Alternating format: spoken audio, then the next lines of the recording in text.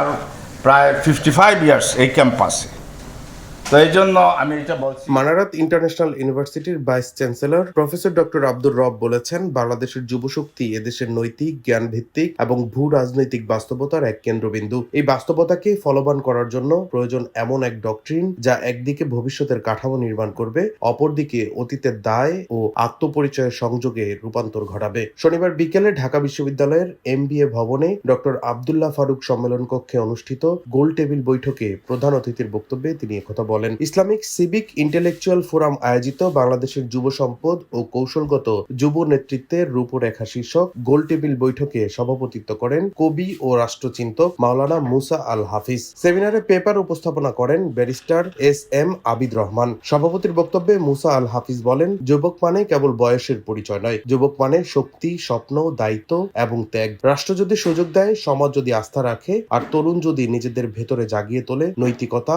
ও আত্মবিশ্বাস, তবে যুবকরা আগামী দিনের উন্নত ও মর্যাদাশীল বাংলাদেশ বিনির্মাণে নেতৃত্ব দিতে পারবে। আলোচনায় অংশগ্রহণ করেন শিক্ষাবিদ ও নিরাপত্তা বিশ্লেষক অবসরপ্রাপ্ত কর্নেল ডক্টর আশরাফ আল দিন, ঢাকা বিশ্ববিদ্যালয়ের সহকারী অধ্যাপক আরিফুল ইসলাম অপু, বিশিষ্ট রাজনীতিবিদ ব্যারিস্টার আসাদুজ্জামান ফুয়াদ, ডক্টর আতিক মুজাহিদ, কবি পলিয়ার ওয়াহিদ সহ আরো অনেকে। এ সময় বক্তারা বলেন, এই প্রবন্ধটা একটা খোঁচড়া মাত্র, আমি মাত্র 2 দিন সময় নিয়ে লিখেছি, অথচ এর পেছনে 2 বছরও লাগতে পারে।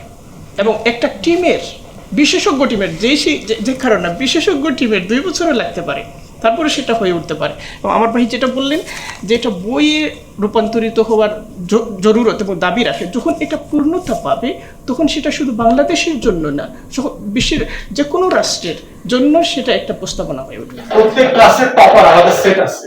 ধরেন একটা ক্লাসে 50 জন, 30 জন স্টুডেন্ট আছে। এই 30 জনের ভিতরে টপ সেট বলে আলাদা ট্রেনিং করে দেয়, যারা ওই সেটের ভিতরে সবচেয়ে বেস্ট। ওদেরকে টিচাররা আলাদা করে ফেলে এবং তাদের এক্সট্রা কারিকুলাম প্রচুর অ্যাক্টিভিটিস আছে, সামার কোর্স আছে। সারা ইংল্যান্ড থেকে আপনার বেস্ট সেট প্রত্যেক স্কুল থেকে এনে সামারে তাদেরকে কেমব্রিজ অক্সফোর্ডের টিচারদের সাথে এনে লেখাপড়া করায়। আপনি আমি যত আলোচনা করি না কেন, 100 কোটি টাকা যখন টেবিলে ফেলবো সব কথা সত্যি হয়ে যাবে। আর যদি আলোচনা মগজ থাকে, মগজের দামে ভাই বই বদলায় না, টাকার দামে বই বদলায়। এই যে এত দিন ধরে আমি বুঝে যাচ্ছি সুদ অর্থনীতির জন্য ক্ষতিকর, সুদ আমাদের ক্ষতি করে, কি লাভটা হয়েছে? আপনারা দেখেছেন,